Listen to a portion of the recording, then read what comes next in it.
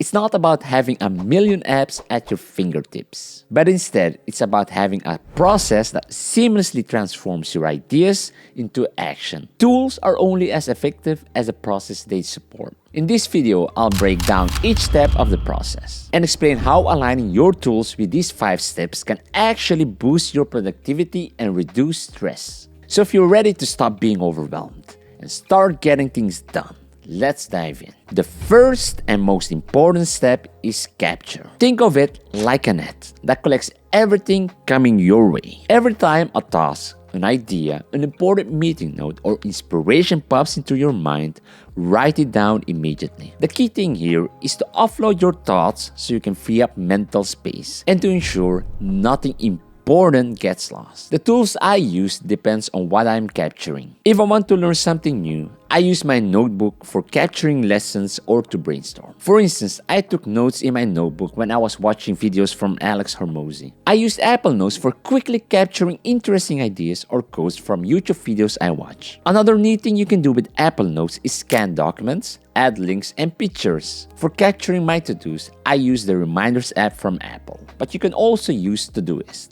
Don't overthink it. Keep it simple. Use any of these tools or your favorite pen and paper to capture your ideas and to-dos. The key is to get your ideas and to-dos out of your head and into a trusted system. Where are my notes?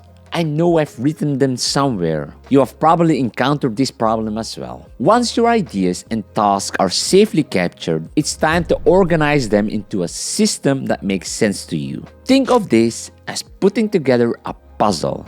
You need to see the bigger picture by sorting and grouping your ideas. Organize your ideas and to-dos by different categories that make sense for you. You can separate tasks by project, urgency, different areas of your life such as work, health, and family. The goal is to transform a chaotic list into an actionable roadmap. I'm going to show you how I organize things in the different tools I use. For the Notes app, it's best practice to create different folders for your needs. For instance, I have a folder called YouTube. This YouTube folder is divided into YouTube ideas, YouTube lessons, and B-roll. What I also like to do is to pin important notes to the top and also use tags to find the related notes very quickly. For instance, if I want to find all my notes related to recipes, I can simply select the hashtag recipe. In my calendar, I have also color-coded categories for important areas of my life: work,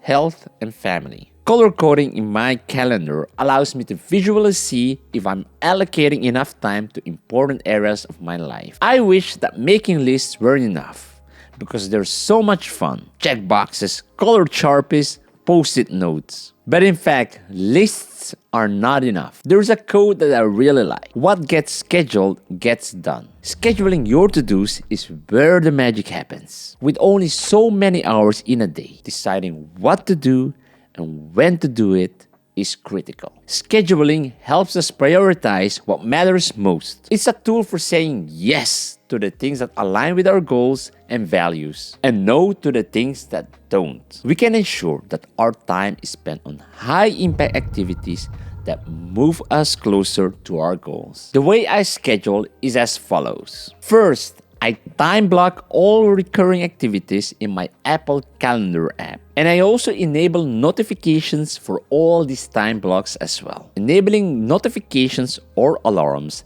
ensures that I don't forget my tasks. The first time block is for personal hygiene from 4:45 till 5:15 a.m. followed by a time block for working on my YouTube channel. From 6:20 till 6:55, I prepare the kids to go to school. By time blocking, you perfectly know how much time you have available each day, so that when you schedule a task, you know that you have enough time to complete that task. Aside of planning one-off tasks, such as buying a gift for my wife for Valentine's Day, what I also like to do is to create specific tasks depending on the time block. These specific tasks come from my Reminders app and will also appear on my calendar. For instance, in my calendar, I have a time block at 4 p.m. for exercise. My to-do list, I have specifically added which muscle group I need to train at that specific time. For Mondays, it's chest and shoulders. These specific tasks will appear in my calendar in the time block exercise. This way,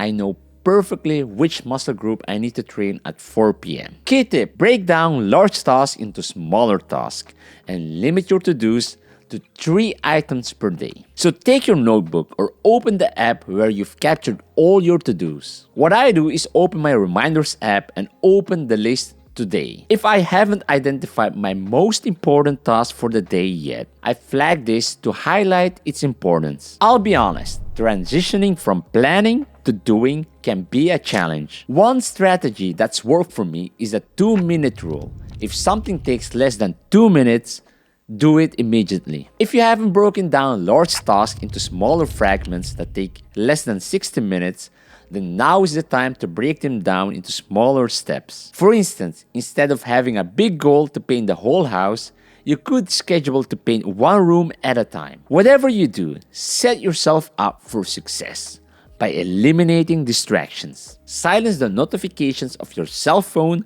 or store your phone where you can't see it. If you're having trouble starting, just tell yourself that you will do the work for only 10 minutes. And if after 10 minutes you're still not feeling it, just stop. At least you've tried. But more often than not, you will continue to do the task that you've started. I tend to work in 1-hour sessions and have a 10-minute break to keep my concentration sharp. I usually set my timer for 1 hour for each work session. Hey Siri, set a timer for 1 hour. 1 hour, counting down. The last step in the process is check. This is where you review your progress, celebrate your wins, and adjust your plans for the future. This step is all about reflection. Take the time to see what worked and what can be improved. It's like looking in a mirror to see how far you've come. What I do is at the end of each week, I reflect on my progress. I review my weekly schedule to see what tasks I was able to complete and which tasks I didn't.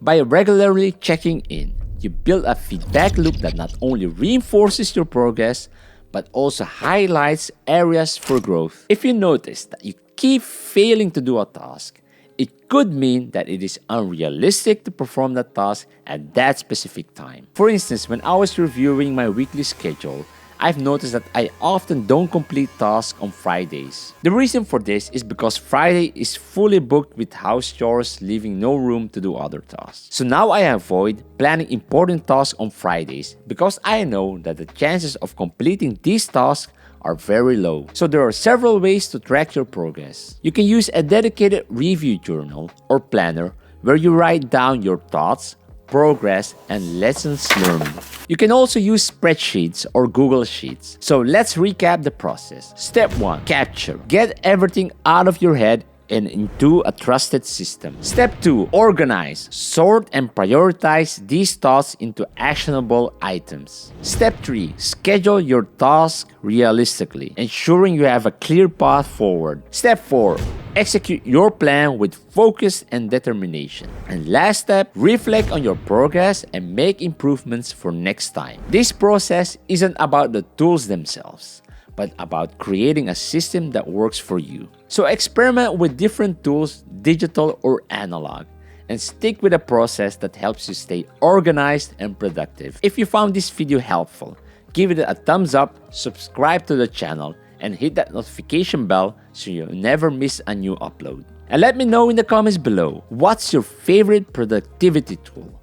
I would love to hear your thoughts. Thanks for watching, and remember, stay productive, stay positive, and keep chasing those goals.